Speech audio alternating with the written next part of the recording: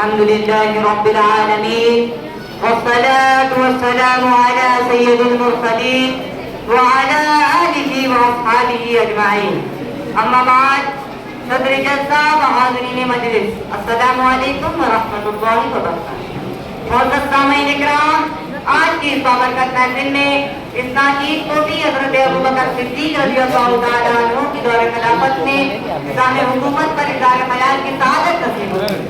انبیاء کرام علیہ السلام کے بعد جس شخصیت کا رتبہ سب سے افضل ہے وہ ہے حضرت ابوبکر صدیق رضی اللہ تعالیٰ عنہ۔ حضرت ابو درداء رضی اللہ تعالیٰ عنہ فرماتے ہیں، آقا علیہ السلام نے ارشاد فرمایا، اس جہان میں جتنے لوگوں کا سورج طلوع ہوتا ہے ان تمام لوگوں میں ابوبکر سب سے افضل ہے۔ کون ہے حضرت ابوبکر؟ چند الفاظ بول کر بہت تیزی کے ساتھ اپنے موضوع کی طرف آتا ہوں۔ سب سے پہلے جس نے کلمہ پڑھا ابوبکر، سب سے پہلے جو صحابی کہلایا ابوبکر، سب سے پہلے جس نے کعبے میں خطبہ دیا ابوبکر، جس نے بلال کو آزاد کرایا ابوبکر، جس نے سانپ کا ڈسا برداشت کیا، آقا کو نہ جگایا ابوبکر۔ قرآن نے لسانی حسنین کہا ابوبکر، قرآن نے جسے اولئک المتقون کہا ابوبکر۔ آقا نے فرمایا جنت کے آٹھوں دروازے جسے اپنی طرف بلائے ابوبکر۔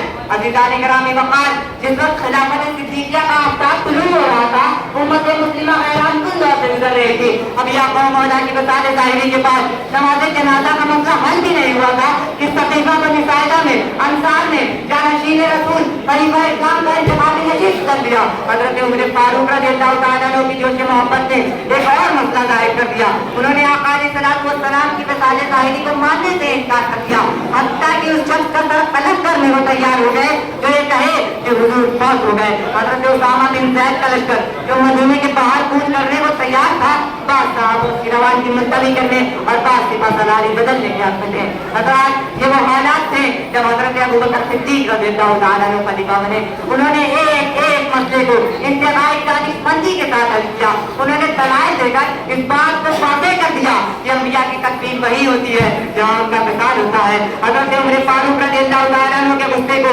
قرآن مجید و فرقان حمید کی آیت کریمہ سنا کر شروع کیا اور اعلان کیا، جو محمد صلی اللہ علیہ وسلم کی عبادت کرتا تھا وہ جان لے کہ محمد صلی اللہ علیہ وسلم فوت ہو گئے، اور جو اللہ کی عبادت کرتا تھا وہ جان لے کہ اللہ زندہ ہے اور وہ کبھی نہیں فوت ہوگا۔ حضرت اسامہ کے لشکر کے بارے میں دوستوک انداز نے ارشاد فرما دیا، جس لشکر کی تشکیل خود حضور پاک نے کی ہے اس میں وہ کسی بھی طریقے کی رد و بدل نہیں کر سکتے۔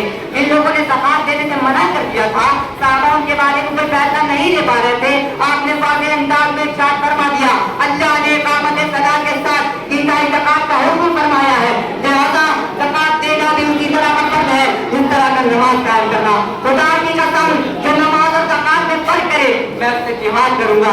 آپ نے اندرونی معاملات سے نمٹ کر بیرونی ریاستوں کو رک کیا۔ جب آقا علیہ السلام نے شاہ کسریٰ کو خط لکھا تو اپنے نہایت گستاخی کے ساتھ اس خط کو پھاڑ دیا۔ اسی سبب وہ ریاست اندرونی شکست ریز ہو گئی۔ اس واقعے کے بعد وہاں کوئی مضبوط ریاست قائم ہی نہ ہو سکی۔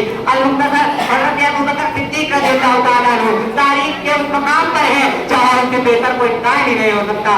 آپ کی ذہانت، شجاعت، معاملہ فہمی، قرآن مجید و فرقان حمید پر باریک نظر آپ کو ہر جگہ ممتاز کرتی ہے، اور حدیث رسول اللہ صلی اللہ علیہ وسلم ہر بہت سچ ثابت ہوتی ہے کہ اگر تمام جہاں کو ایک طرف رکھ دیا جائے، ابوبکر کو ایک طرف رکھ دیا جائے تو ابوبکر کا پلہ بھاری ہوگا۔ ایک شعر کہہ کر آپ کی رخصت کا طالب ہوں، وہ پہلا مددگار پہلا صحابی، وہ پہلا مددگار پہلا صحابی، نبی نے جس نے ہر قدم پر دعا دی، وہ افضل بشر بعد انبیاء ہے، وہ جانے صداقت، وہ جانے وفا ہے، فرشتے اسی کی اداؤں پہ عاشق، اسی کی نماز و دعاؤں پہ عاشق، نبیوں سے کم تر امام الزیادہ کون؟ محمد سے ہر دم وفا کرنے والا، خدا اس سے راضی ہوا وہ خدا پر، کہے قدسی آمین جس کی دعا پر، وہ کتنا بڑا ہے خدا جانتا ہے، وہ کیسے بنا ہے خدا جانتا ہے۔ واقع دعوانا